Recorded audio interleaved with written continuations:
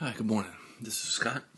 Welcome to the meditation live stream, and it's Friday.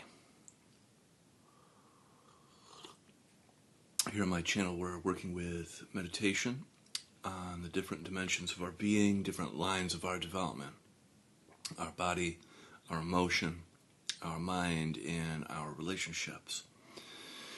And when we use awareness, we work on a kind of yoga of them, a integration of them. And these different dimensions of our being, when they're integrated, they formulate a kind of understanding of reality. And this allows us to make better choices. It allows us to see things more as they are and participate in life with greater capacity to hold things as they are.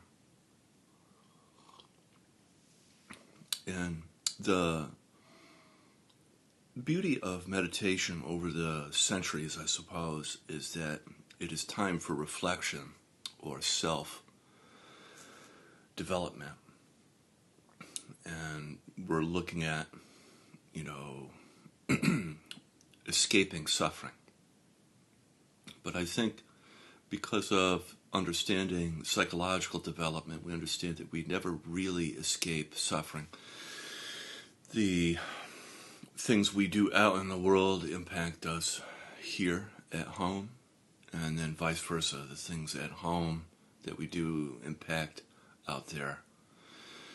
And we can see a kind of deeply interwoven correlation between repressing and harms out in the world. So meditation can't be about escape or repression. It needs to be something else. It needs to be upgraded to a new form of understanding. And I do that here on my channel. I've been working at this for some time, combining different things I've participated in over the years that I think is a good, sort of wholesome technique. So I'd like to give this brief talk, and then we'll get into a guided practice. And today we'll go for about half an hour. And that's useful because, the world today is fragmented, and there's all kinds of things that are happening that are upsetting. And we're connected to those things through our devices. So, even 20 years ago, the kind of connection that we had to difficult, challenging information was less. And we're not really set up nervous system-wise to just see yet another crazy clown world thing every day. There's something just seemingly otherworldly happening, and we're not quite developed as a people in the culture to be able to handle these kinds of things every day, all the time. And we need good ways to practice with overwhelm and so on. So, sorry, I'm a little out of it today, it seems like. I like to give a brief talk, but, really the spirit for me is the world is changing, and we need to practice in order to adapt to the world. And not to say as to accept terrible things, but to learn how to be able to deeply impact ourselves with something that's useful, and then by there upgrading the culture so that we create greater leadership and systemic change.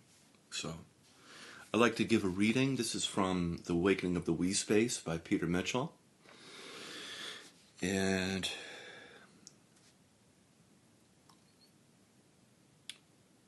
if and when resonant ignition, if and when that time comes, we may need to learn from models already in operation tapping into their hard-won insights. Dee Hock's concept of chaotic organizations, which honor the creative tension between coherence and chaos, offers one such an example. These models don't impose structure, but allow structure to emerge from the living dynamic between purpose and freedom. But perhaps the most vital element in this emergence is what we might call resonant ignition, the mysterious process by which the quality of presence in one group catalyzes similar qualities in another. This isn't about teaching methods or transferring knowledge, it's about transmission of a field of being. Maybe as new groups emerge, one or two of us from the original group can spend time with them as they begin to establish themselves, a bit like carrying the original spark across to a new fire. But even this metaphor may be too linear.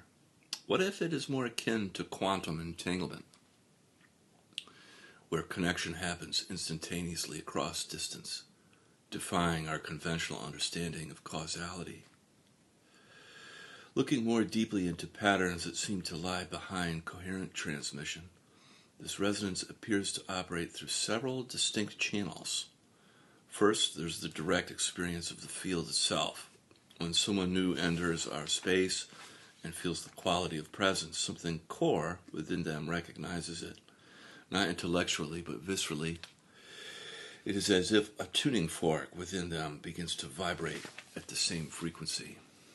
This recognition can happen in an instant and requires no explanation. Second, there's the witnessing of authentic relationship. Seeing others relate from presence rather than persona creates a template that invites and welcomes similar authenticity. This is supported by validation when someone takes the risk to speak with vulnerability and the group responds positively. The field becomes visible not through description, but through demonstration, through the living example of people meeting beyond their conditioning. And we'll stop there today, and we'll begin now with practice, gently closing your eyes, tuning inside. We'll begin with some deep breaths in through the nose and then out through the mouth.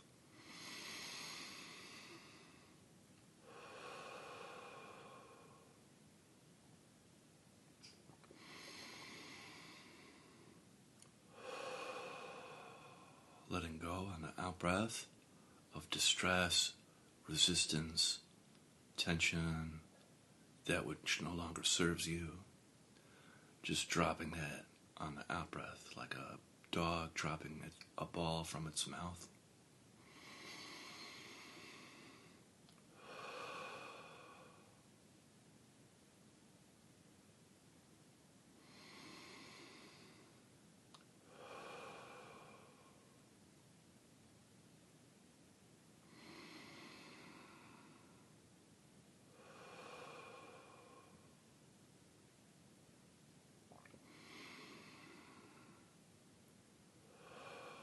Allowing your breath to reach all the way down into your pelvic floor, into your legs and feet.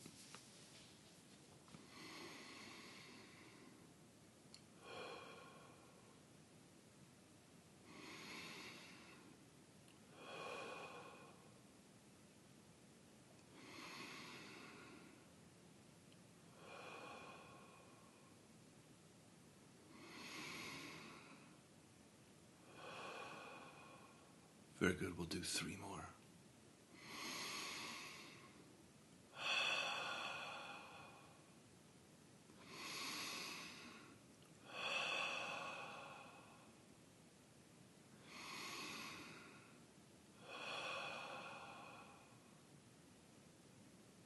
Great.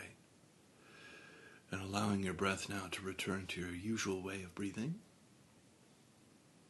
And gently placing your attention on your physical body and your body sensations.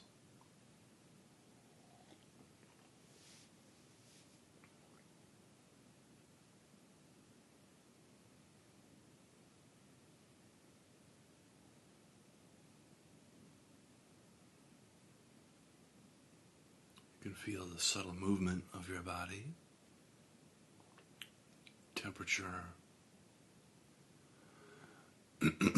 tingling and pulsing, a sense of aliveness.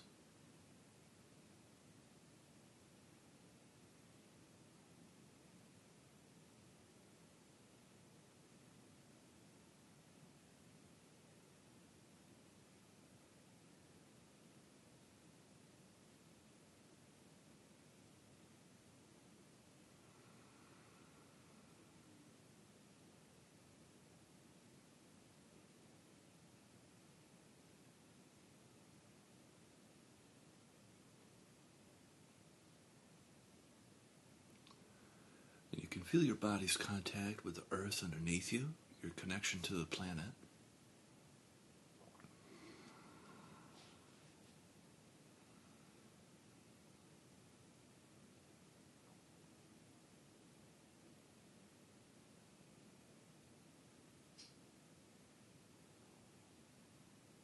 You could begin the practice of feeling and softening. On the in-breath, feeling your body.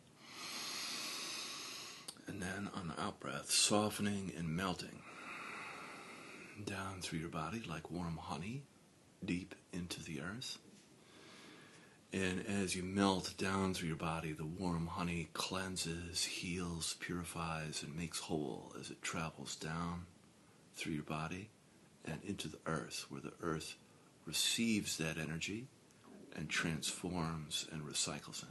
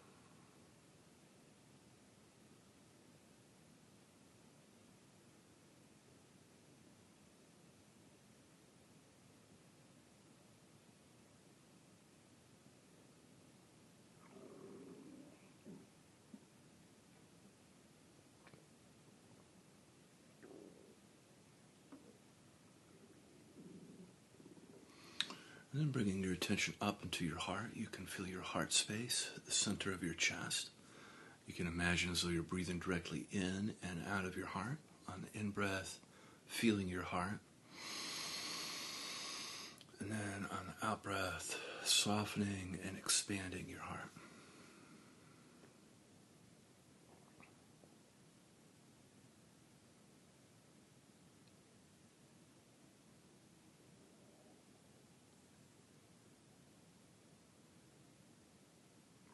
Whenever we make the intention to move into our hearts and come into our heart space, there's always a sense of warmth and tenderness there.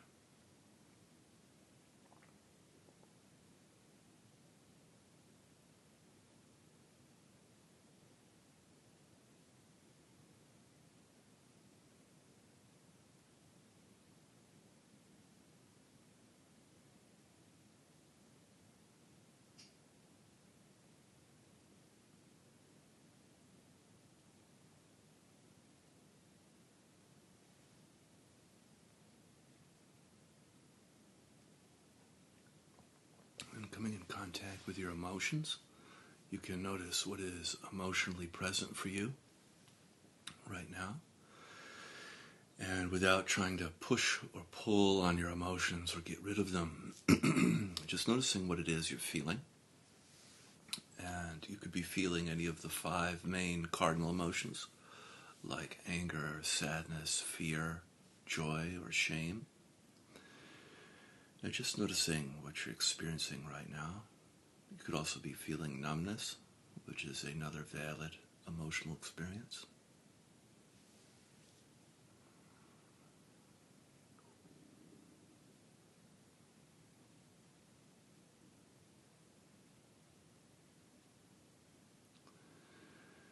And with the attitude of kind of welcoming your emotions in the shared space as part of good emotional hygiene, human beings were wired with our nervous system to feel things together rather than isolated.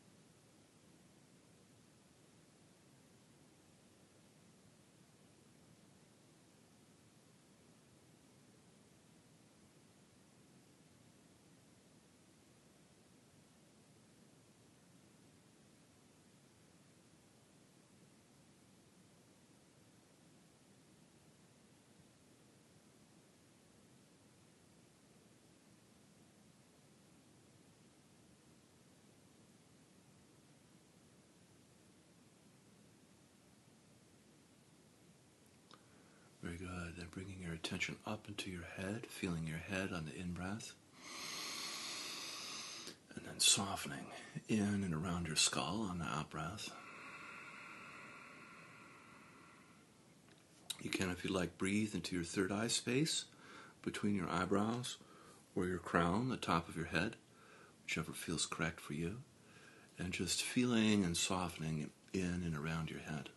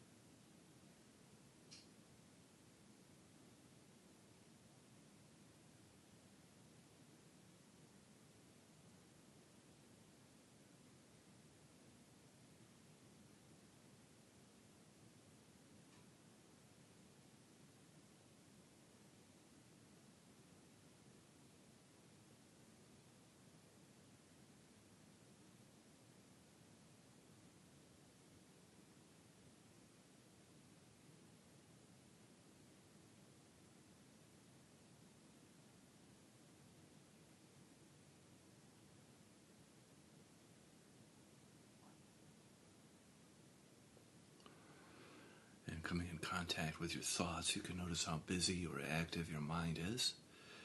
And without trying to push or pull or change your thoughts, just learning to remain uninvolved with thinking. And a great way to do that is if you notice that you're actively thinking, you can come back to feeling, sensing in your body, and feeling your body's spine, feel the connection with you that you have with the planet. Very useful.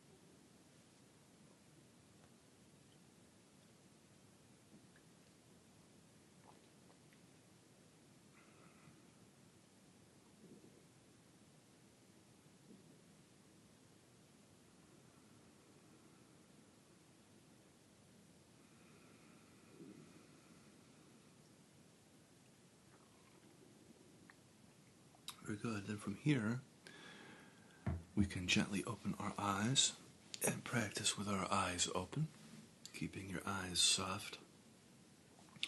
We'll take a moment together to appreciate the work we just did with our eyes closed. And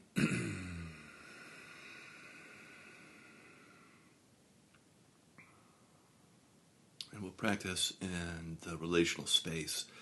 The relational space has an outside and an inside, and every relation has an outside and an inside. And awareness includes the ability to sort of include both outside and inside. So we practice on the in-breath, feeling around you, the outside, and then on the out-breath, feeling inside. And just noticing the distinction, feeling outside on the in-breath, and then inside on the out-breath.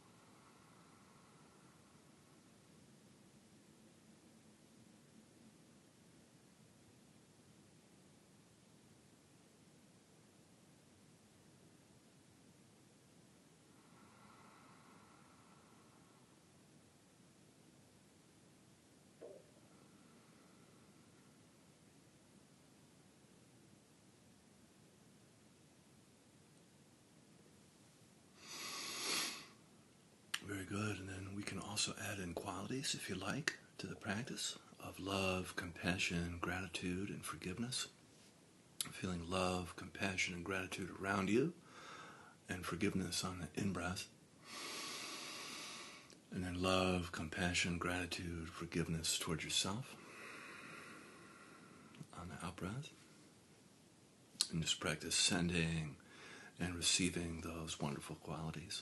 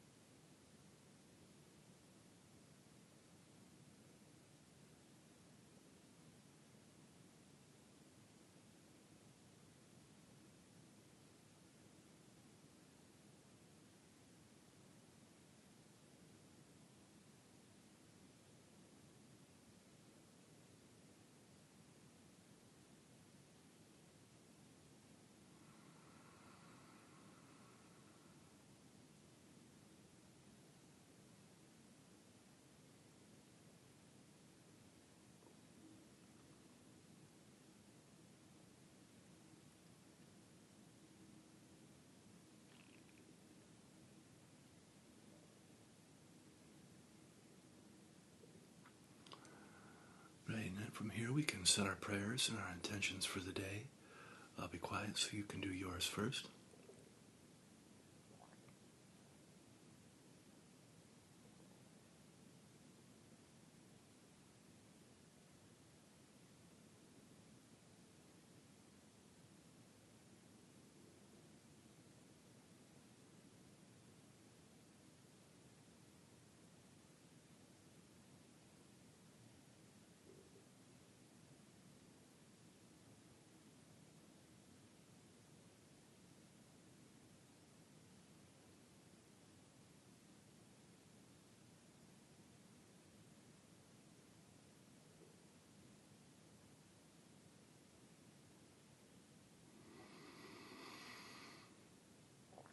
May this work that we do transform our life, offering up healing and blessings, and ripple out into the community as a form of change and healing to our culture and to our systems.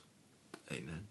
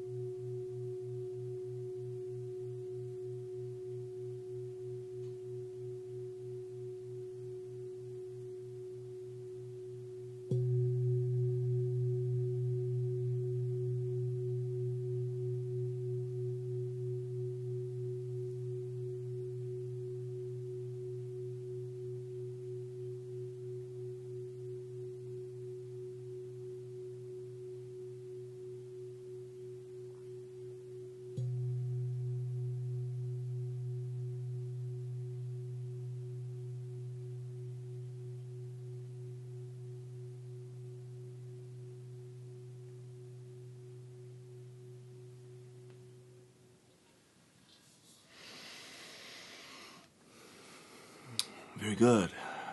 Wishing you a great Friday. Have a particularly amazing Friday, and I'll see you tomorrow. Bye-bye.